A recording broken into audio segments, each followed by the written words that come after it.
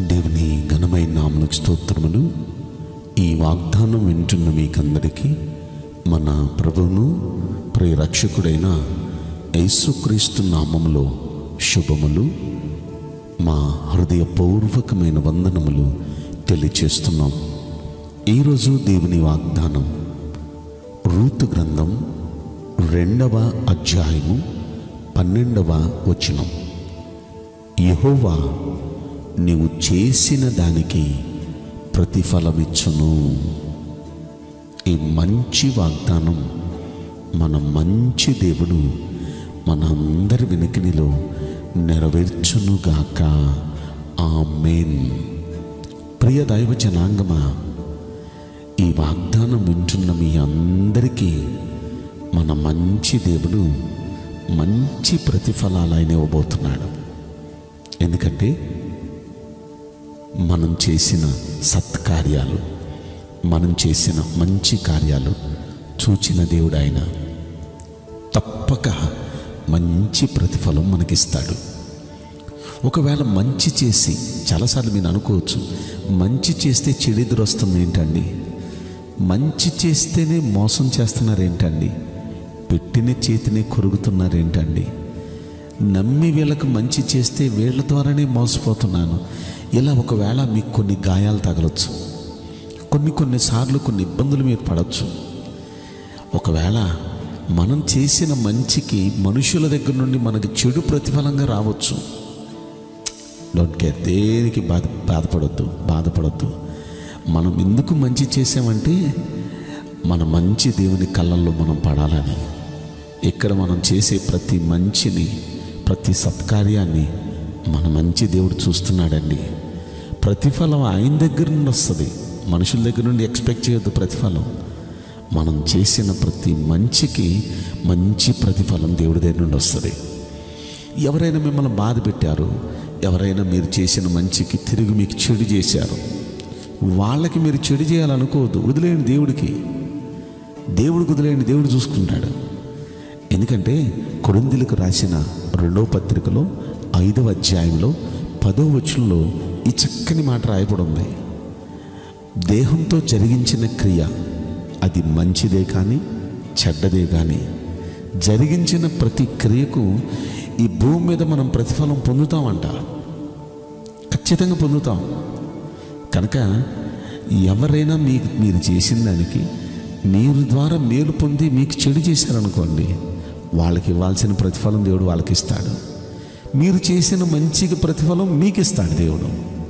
కనుక మన వల్ల ఎవ్వరికీ చెడు జరగకుండా చూసుకోండి. మీ వల్ల జరిగితే అందరికీ మంచి జరగాలి, లేకపోతే మనం చేతులు ముడుచు కూర్చుందాం. మనం ఎవ్వరికీ చెడు చేయొద్దు. చెడు జరగాలని కూడా మనసులో అనుకోవద్దు. ఎందుకంటే మనం అందరికీ మంచి చేసే యాటిట్యూడ్లోనే ఉందాం.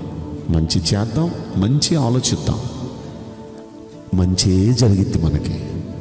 ఒకవేళ మనుషులు చెడు చేయాలని వాళ్ళ పన్నాగాలు పన్ని ఏదైనా చెడు చేసి ఉండొచ్చేమో, కానీ మన దేవుడు మనకి మంచి, ఆయన దగ్గర నుండి మంచి ప్రతిఫలం మనకు వస్తుంది. ఇది మాత్రం పక్కా నమ్మండి. ఇక్కడ ఈ రూతు గ్రంథంలో సందర్భం ఏంటంటే, ఈ ఆల్రెడీ జీవితంలో దెబ్బతినేసింది రూతు. వాళ్ళ అత్త నయోమి కూడా దెబ్బతినేసింది. నయోమి ఆమె చేసిన తిక్కల పని వల్ల దేవుడిని వదిలేసి, దేవుడి దగ్గర నుండి తన భర్తను తీసుకొని, తన పిల్లలను తీసుకొని దూరానికి మోయాబు దేశం వెళ్ళిపోయింది. దేవుని ఉండమన్న బెత్లెహేము వదిలిపెట్టి. ఇప్పుడు మోయాబు వెళ్ళిపోయి ఆ మోయాబులో కాపురం ఉంటుంది. భర్త చనిపోయాడు. నాకంటూ ఒక అండ కావాలి కదా, నా కొడుకులు ఇద్దరికి ఇక్కడున్న వాళ్ళని పెళ్లి చేద్దామని అక్కడ 2 అమ్మాయిలను చూసి, మంచి ఆస్తి ఉండి మంచి పలుకుబడి ఉన్న వాళ్ళిద్దరిని చూసి చక్కగా ఆ 2 పిల్లలకు పెళ్ళిళ్ళు చేసింది. పెళ్ళైన కొన్నాళ్ళకి పెద్ద కొడుకు చచ్చిపోయాడు, మరికొన్నాళ్ళకి 2వ కొడుకు చచ్చిపోయాడు. 4 వచ్చారు, 4లో 3 చచ్చిపోయారు. భర్త చనిపోయాడు, 2 కొడుకులు చచ్చిపోయారు. ఈ ఒంటరిది అయిపోయింది. ఈమెతో పాటు ఇంకొక 2 కోడళ్ళు, వాళ్ళు కూడా అదే పరిస్థితి. ఈమంటే పెద్ద వయసు, వాళ్ళిద్దరూ చిన్న వయసులోనే భర్తలను కోల్పోయారు. ఈ రూతు 2వ కోడలు చిన్న వయసులోనే భర్తను కోల్పోయింది. ఎంత వేదన, ఎంత బాధ. ఇప్పుడు ఆమె ఏమందంటే, అమ్మలారా, మనం కోల్పోయి ఉన్నాం, బాధలో ఉన్నాం, నా పుట్టింటికి నేను వెళ్ళిపోతాను, మీ పుట్టింటికి మీరు వెళ్ళిపోండి, మీకు నేను ఇబ్బంది పెట్టను అంటే పెద్ద కోళ్ళు వెళ్ళిపోయింది అలాగే అత్తయ్య అని. ఇక రెండో కోళ్ళు ఏముంటుందంటే, నిన్ను వదిలిపెట్టి వెళ్ళటమా, ఎందుకు కలిపాడో నీతో నాకు ఈ బంధాన్ని దేవుడు. ఉండటానికి నాకు తల్లిదండ్రులు ఉన్నారు, ఉండటానికి నాకు అన్నదమ్ములు అందరూ ఉన్నారు, కానీ లేదు నీ ఇంటితో నాకు ఈ బంధం కలిపాడు, నీకు మాత్రం ఎవరున్నారు అత్తయ్య, నీకు నేను తోడుగా ఉంటాను, నేను నీ మంచి చెడ్డలు నేను చూసుకుంటాను అంటూ ఆ అత్తతో పాటు అలాగే ఉండిపోయింది. అత్తతో పాటు అక్కడికి వెళ్ళిపోయింది, ఆ పుట్టింటికి. కష్టమైనా నష్టమైనా ఎలాంటి పరిస్థితి అయినా అత్త నీతోనే ఉంటాను, నీ మంచి చెడ్డలన్నీ చూసుకుంటానని. అత్త మంచి చెడ్డలు చూసుకుంటానికి చిన్న వయసు, నాది యవ్వన వయసు, ఈ వయసులో నేను వెళ్ళి నేను పరిగేరుకుని రావటం ఏంటి, ఈ వయసులో నేను కష్టపడటం ఏంటి, ఈ వయసులో నేను బయటికి వెళ్ళి ఒంటరిగా ఏదైనా చేస్తే, ఎవరైనా నన్ను ఏమైనా చేస్తే, ఈ విధంగా ఆలోచించలా. అత్తని ఇంట్లో ఉంచింది. నువ్వు ఇంట్లో ఉండత్త, నేను వెళ్ళి నీకు కావాల్సినవన్నీ నేను తీసుకొని వస్తాను, నీకు భోజనం పెడతాను, నీకు మంచి చెడ్లన్నీ చూసుకుంటానని అత్తకి ఎంతో ప్రేమ చూపిస్తుంది. ఈ వెళ్ళి పరిగెనుకొని వస్తుంది. ఇది ఎవరి కళ్ళల్లో పడిందంటే, అక్కడ ఒక గొప్ప ఆస్తిపరుడు ఉన్నాడు, ఆయనకి 100 ఎకరాలు ఉన్నాయి, ఆయన పేరు బోయజు. ఈ బోయజు కంట్లో పడింది ఇవి. ఎప్పుడైతే కంట్లో పడిందో, ఎవరమ్మా నువ్వు? నేను పలానా అండి. ఎక్కడమ్మా నువ్వు? పలానా చోటండి. ఏంటమ్మా నీ పరిస్థితి, ఈ వయసులోనే నువ్వు ఇలా వచ్చి పరిగెడుతున్నావు ఏంటమ్మా? ఇదండి నా పరిస్థితి, మా అత్తయ్యని చూసుకోవాలి కదా. ఈ పరిస్థితులు, ఈ మాటలు వినంగానే వెంటనే ఆయన స్పందించాడు. అమ్మా, నువ్వు చేసిన దానికి తప్పక దేవునికి ప్రతిఫలం ఇస్తాడమ్మా, మంచి కార్యం చేస్తున్నావమ్మా, ప్రతిఫలం ఇస్తాడు. అందులోకి నువ్వు ఇప్పుడు ఎవరి దగ్గరకు వచ్చావో చెప్పనా? బెత్లెహేంలోకి వచ్చావంటే ఇజ్రాయేలీయుల దేవుడైన యెహోవా రెక్కల కింద ఉండునట్లుగా నువ్వు వచ్చావు, సురక్షితంగా ఉంటావమ్మా, ఆయన నీకు సంపూర్ణ బహుమానం ఇస్తాడమ్మా అన్నాడండి. నిజంగా నువ్వు జాగ్రత్తగా నమ్మకంగా ఇక్కడే ఉండమ్మా, నువ్వు నమ్మకంగా ఈ పొలంలో పరిగెరుకో. తన వాళ్ళందరికీ చెప్పాడు, అరే ఈమె జోలికి ఎవరు వెళ్ళొద్దు, ఈమెను పరిగెరుకొనివ్వండి, ఈమెకు కావాల్సింది ఇంకొంచెం ఎక్కువే వదలండి, ఈమెను ఎవ్వరూ బాధ పెట్టొద్దు, కష్టం అంటే ఆమెను ఆదుకోండి అని అందరికీ చెప్పాడు. ఆ పని వాళ్ళంతా కూడా మంచిగా చూసుకుంటున్నారు ఆమె. ఒకానొక రోజున ఆమె ప్రవర్తనను గమనించి ఆమె గురించి ఎప్పుడు మంచి చెడ్డలు తెలుసుకుంటూ ఉన్నాడు. అన్నీ తెలుసుకుంటున్న ఒక రోజున ఈ 3వ అధ్యాయంలో 10వ వచనంలో ఆమెతో ఒక మాట అంటాడు, కుమారి, నువ్వు యెహోవా చేత దీవెన పొందిన దానివమ్మా, కొద్దివారే కానీ గొప్పవారే కానీ యవనస్తులను వెంబడించక నీ పవిత్రతను కాపాడుకుంటూ ఎంతో నిష్టగా శ్రద్ధగా భక్తి చేసావమ్మా. నీ మునుపటి సత్ప్రవర్తన కంటే ఇప్పుడు నీ సత్ప్రవర్తన మరి ఎక్కువైందమ్మా, ఇంతకు ముందు కన్నా ఎక్కువ మంచిదాని అయిపోయావమ్మా.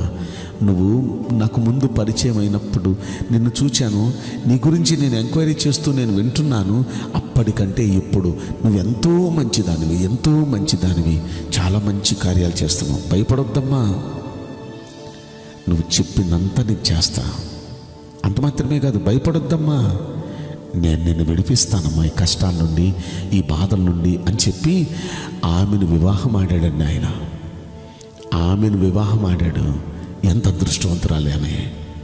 ఆ దేశం మొత్తంలోనే కోటీశ్వరుడు, 100 ఎకరాలని ఆ ఆసామి బోయజుకి ఈమె భార్య అయింది.